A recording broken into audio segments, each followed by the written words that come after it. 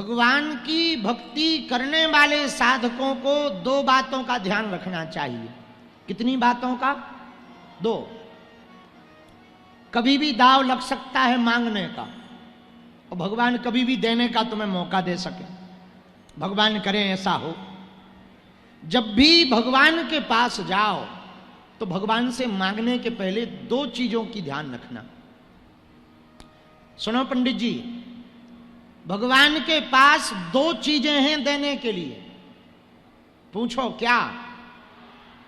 जब भी कोई साधक भगवान की भक्ति करके भगवान के पास जाते हैं और भगवत साक्षात्कार होता, दर्शन होता, तो भगवान कहते सुनो भगत जी, हमारे पास दो चीजें हैं।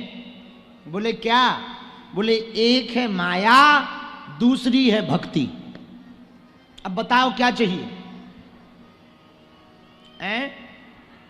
पर क्यों? इसका उत्तर ना होगा।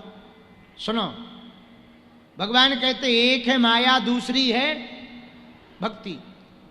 तो भगवान बोले, भक्त ने कहा महाराज आपके दोनों चीजें तो हमने जान ली, पर ये बताओ दोनों में मतलब क्या है, दोनों का मतलब क्या है?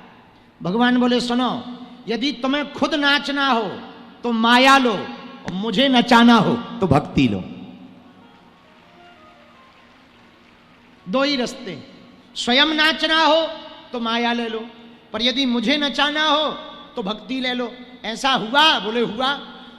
ताहे अहीर की छोहरियां छछिया भर छाछ पे नाच नचावे।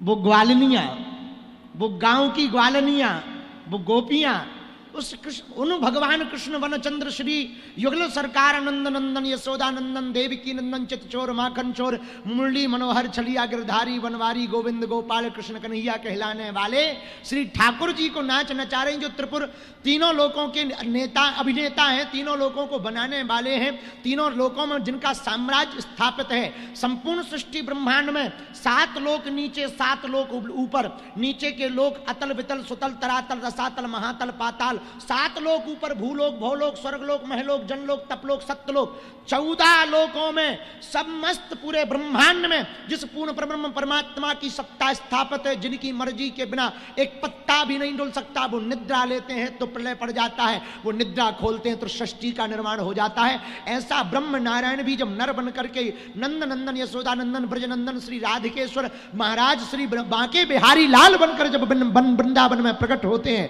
उस बनचंद्र कृष्ण चंद्र को भी वह अहीर की ग्वालियां, वह अहीर की छोहरियां थोड़े से मक्खन के लौंदा पर कृष्ण के कन्हैया, ब्रज के कन्हैया को नाच नचवाती है।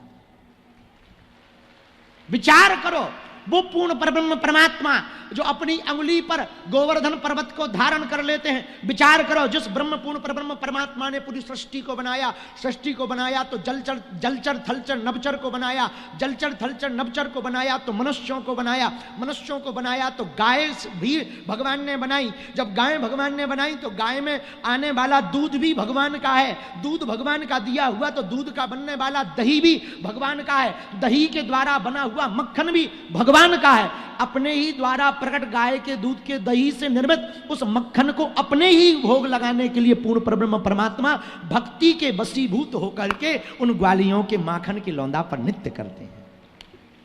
ये भक्ति का प्रताप, ये भक्ति का प्रभाव है। मेरे प्रियजनों, भगवान की भक्ति को प्राप्त करोगे तो परमात्मा तुम्हारे सामने नृत्य करेंगे। यदि तुम भगवान की माया को पाओगे तो तुम्हें संसार में नाचना पड़ेगा। खुद नाचना है तो माया को चुनो, भगवान को नचाना है तो माधव को चुनो। आप कहोगे अप्रमाणित बात तो नहीं। मेरे प्रियजनों, मेरे पागलों, पूर्णतया प्रमाणित बात है।